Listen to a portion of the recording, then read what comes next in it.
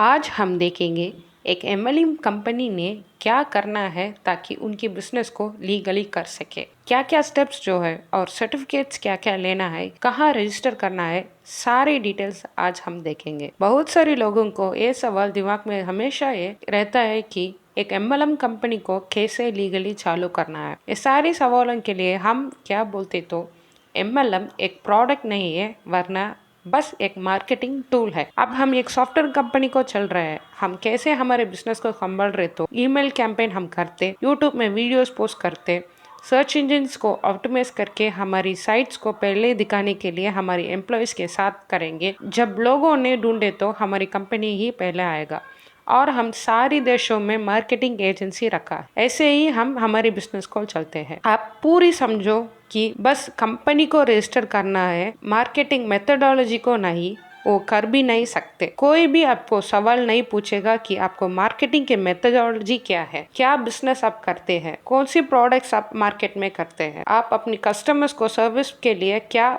बात करते हैं, कैसे सर्विस आप अपनी कस्टमर्स के लिए ऑफर करते हैं, ये सब है हम रजिस्टर करना है। क्या मार्केटिंग करते हैं और कैसे मार्केटिंग करते हैं उन्हीं को हम रजिस्टर नहीं करते। अब आप ही समझो कि एमएलएम बस मार्केटिंग की मेथड है, प्रोडक्ट नहीं या सर्विस भी नहीं। अगर आप एक प्रोडक्ट की एमएलएम करना है तो एक ई कॉमर्स की एमएलएम जो भी आप करो, आप बस रजिस्टर करने के लिए देखना है बस। मगर आप इन्वेस्टमेंट वाली एमएलएम को करना चाहते तो उसको रजिस्ट्रेशन नहीं कर सकते, क्योंकि इन्वेस्टमेंट वाली एमएलएम टेक्निकली लीगल नहीं है। इंटरनेट में बहुत सारे वीडियोस मिलेगा, उसमें लोग बोलते हैं कि उन्होंने कंपनी को प्राइवेट लिमिटेड रजिस्टर किया है इसीलिए हम लीगल है, या हम कंपनी के नाम पे पैन कार्ड लिया है इसीलिए हम लीगल है ऐसे बोलते, या हम जीएसटी भरते हैं इसीलिए हम लीगल है ऐसे भी बोलते। ये सारे लीगल नहीं है। आपकी बिजनेस को चलाने की तरीका, मेथड, विड्रॉल की सिस्टम में किसी प्रॉब्लम नहीं आना चाहिए। ये सारी प्रोसेस ये निर्धारित कर सकता है कि आपको कंपनी लीगल है या इलीगल।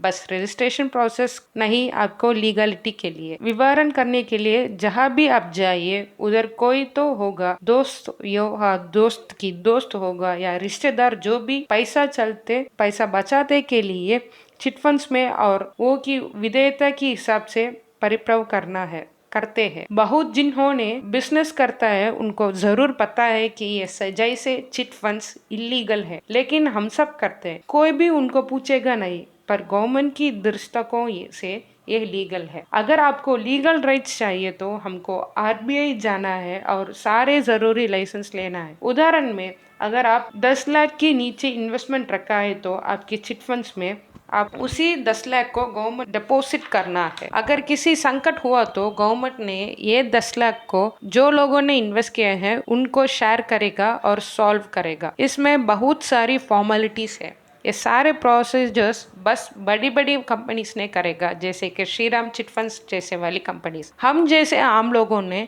बस 10,000 या 50,000 या 1 लाख के लिए करते। इसीलिए अगर आप बिजनेस कर रहे तो आप बस अपने पे भरोसा रखने करना चाहिए। अगर आप लीगल फॉर्मेलिटीज के पीछे चल रहे तो नहीं कर सकते। अगर आप पूछ रहे कि प्राइवेट लिमिटेड रजिस्टर करना लीगल या कि नहीं, देखिए प्राइवेट लिमिटेड एक कंपनी जो आप बिजनेस करते हैं, क्या टाइप की बिजनेस करते हैं, तो अगर आप बिजनेस टर्नओवर 40 लाख से ज्यादा है तो प्राइवेट लिमिटेड बहुत सेफ है। आपकी इन्वेस्टर्स, आपकी सारी एम्प्लॉयज और आपकी कंपनी के ब्रांड के लिए बहुत एडवांटेज रहेगा। इधर ही प्राइवेट लिमिटेड के नाम काम आएगा। हमारे पहचान व्यक्ति एक ने बिजनेस कर रहा है 15 करोड़ की लायक, अब तक उन्होंने 16 प्रॉपर्टी में चलता है, प्राइवेट लिमिटेड को चेंज नहीं किया। अब कोई भी नहीं बोलेगा कि आप अपनी कंपनी को जरूर प्राइवेट लिमिटेड कंपनी बदलना है। अगर आप सही बोल के हमसे पूछेगी कि जैसी मेरी एमएलएम कंपनी को शुरू करना है, कहाँ रजिस्टर करना है, जब आप बिजनेस शुरू कर रहे हैं तो इनकम टैक्स एक्ट ऑफ 1961 के हिसाब से आप सारे नियमन का पालन करना है। दूसरी, आप प्रोडक्ट्स को सर्विस कर रहे हैं तो जीएसटी के लिए गवर्नमेंट में नियमों का सेट है, उनको फॉलो करना पड़ेगा और जीएसटी को फाइल करना है, बिल भी लाना है। तीसरे है कंपनी की एक्ट। अगर आप कंपनी चलाते हैं तो अगर वो प्राइवेट लिमिटेड है या पार्टनरशिप है या प्रोप्राइटरशिप कोई भी हो, आप लॉस जो कंपनीज के लिए 2013 में गवर्नमेंट ने बनाई है उनको फॉलो करना पड़ेगा। ये सारे नियमन बस MLM बिजनेस के लिए नहीं, कोई भी बिजनेस हो उनको भी ये सारे नियमन को अनुसरण करना है। MLM के लिए अलग लाइसेंस नहीं है, यही काफी है। अगर किसी ने आपसे बोल रहे हैं कि MLM के लिए सेपरेट लाइसेंस लेना है, वो फ्रॉड है, उनको विश्वास मत करना। अब आपको क्या जानकारी करना है, तो आप बिजनेस कर रहे हैं, MLM को नहीं। MLM बस मार्केटिंग की टूल है। MLM बस बिजनेस करने के लिए एक तरीका है, वो पूरा बिजनेस नहीं है। एक प्रोडक्ट या एक सर्विस आप ऑफर कर रहे तो उसी के लिए आप MLM को एक तरीके जैसे कर रहा है। जो भी बिजनेस आप कर रहे हैं, जो भी सर्विस आप देते हो, आप उसी के नियमन और नियमनों को चेक करना है। आप आपके ऑडिटर से या आपकी लीगल कंसल्टेंट से पूछिए इसी के बारे में। अगर आप MLM के लिए पूछ रहे थे तो उन लोगों ने घबराना होने की चांसेस बहुत है। 99% लोगों को उसी के बारे में जानकारी बहुत कम है, इसीलिए आप सारे नियमन और नियमनों को अनुसरण करना है। MLM सर्टिफिकेट के लिए, जबकि MLM बिजनेस के लिए अलग सर्टिफिकेट नहीं है। ये सारे के बाद अगर आप आपकी MLM बिजनेस में बहुत सफल है, तो बहुत विजेता से चल रहे थे, तो 1000 एम्प्लॉयज के साथ और 10,000 लायक बिजनेस प्रॉफिट, 10 करोड़ लायक बिजनेस प्रॉफिट बनाने रहे, तो आप क्या कर सकते। तो इंडिया में 2 तरह की एसोसिएशन है, एक है IDSA, दूसरा है FDSA।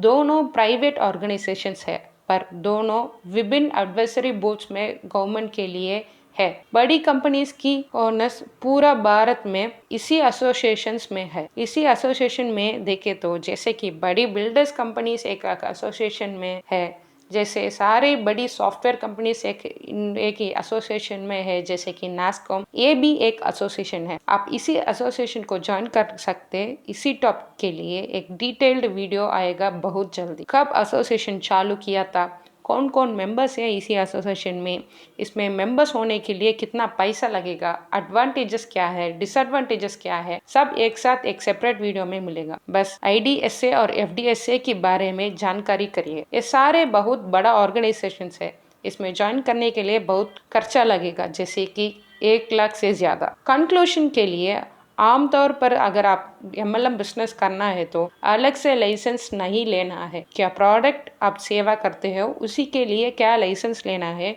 उसको जरूर लेना है। गवर्नमेंट ने जो नियम दे दिया है उसको अनुसरण करना है। अगर आप इन्वेस्टमेंट MLM प्लान कर रहे हैं, तो अगर आपको लीगली करना है तो आप अपने ऑडिटर से पूछना है। इंडिया में चिट फंड्स एक्ट 1982 के अनुसारण से और चिट फंड्स अमेंडमेंट एक्ट 2019 के अनुसारण में आप अपनी बिजनेस को चलाना है। ये एक छोटी सी कॉम्प्लिकेटेड सिस्टम है।